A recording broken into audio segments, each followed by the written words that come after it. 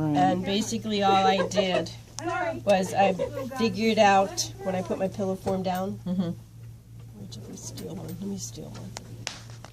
Plastic. What my seam allowances were if my fabric was too big. This one's not too bad, so I probably wouldn't even cut it to it. Yeah. Okay, you're pretty good. Yeah. Look, I got very close to that bottom. Well, that's fine because It's only going to be like a little. Okay. So this is a pretty big piece of fabric. In a row. So what you're going to do is probably cut the little guy in half. Okay? Because we need to make the envelope that it's going to be on the backing, if you were to look at that. So you're going to cut them in half, and then you're going to figure out how much to turn, if these were cut in half, how much to turn the raw edge under, right, until it gets to the size of this. So each piece is going to be cut in half, and then you're going to figure out how much to bring it down. If you choose, and I did, if you look at the back of mine, I took a red thread and went across just to hold it down and then ironed it. If you choose white, whatever, okay? So let's say we've done that. You're going to overlap them because you have to get them down to Smaller size, right? the smaller size to fit him. So once I've manipulated, and I'm still probably not even enough. Once I've figured out how much my envelope is going to, this is pretty big. They're This up, is- yeah. I mean, that's why mine is the way it's that size. Watch them again. That's okay. So once you figure it out, how much you're down to the next, all right, then what you're going to do is you could baste, probably use white or whatever, sew this down to keep it flat so it doesn't shift as you're sewing your piping in. Yeah. All right?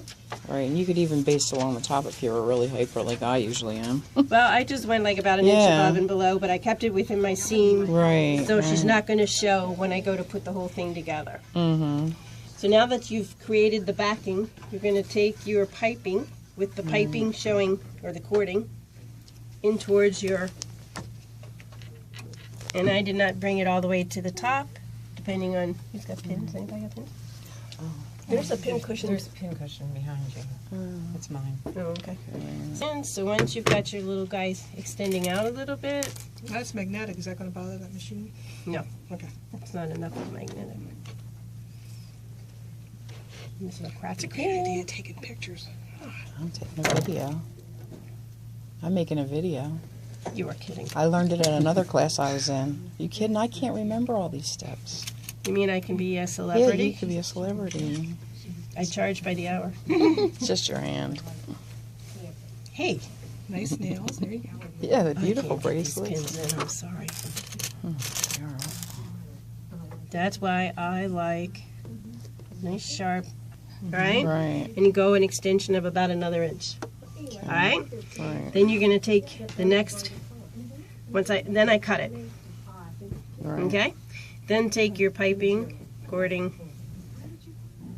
extend it again past about an inch, Right. and pin it down. Again, I'm still not at the edge. I don't like it to be at the edge, but that's your prerogative to do what you like. Okay, and then you come down, and you're going to do the same thing, pinning it, extend it about an inch, start it again until all four sides are done. All right? Then you're going to take your back piece, and you're making a sandwich.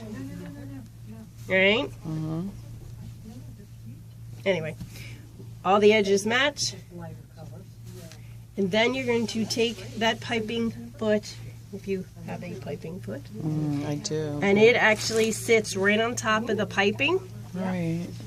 And you're going to manipulate your needle so she's right next door to the And you piping. could use a zipper foot. It doesn't right. work. I'll be No? honest with you. Oh, I really? tried a Okay. zipper. I used the welting because I have the big welting feet. I tried using the narrow zipper foot that Oh, Viking wow. has. I tried a few, and in fact, I brought one. I brought it in done, and she goes, "You're not sewed close enough to the piping." Because what happens is it slips. Oh, okay. It needs something to really Yeah, there's no hug more down on welting top of her. pieces out there. Okay, I think I wasn't. I'm not used used to doing this. I don't think I was taping when I wanted to be taping, I can send it to you. but that's okay. Can you send it to me? I think so. Oops. So anyway, you. Right. I think she's already left it. Okay. And it just stays on the piping because it has like a hump. Okay. And then your needle is sewing right next door to it. Right. And when you're coming down to the corner, let's say this is my corner. All right, everything is pinned in place. What I did is I started up here, I sewed down, and then I reversed it. So With the top one? yes, Okay. because what I'm doing is reversing it to stabilize those stitches. So when you're fighting and turning this guy inside out, It's not going to start. it's not going to fraying. unraveling on you. So it secured it enough. Okay? And the same thing, when I got down to each corner, I backed it up about 5 or 6 inches and then resumed sewing.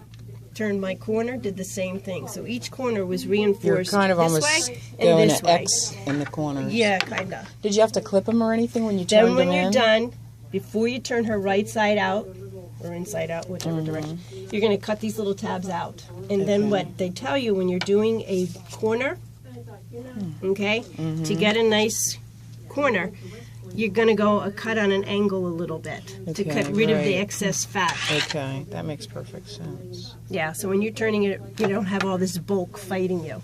So they always tell you to cut on a corner, cut not obviously your stitches, but you want to cut close to where your corners are. And that helps when you turn her right side out. Okay, thank you.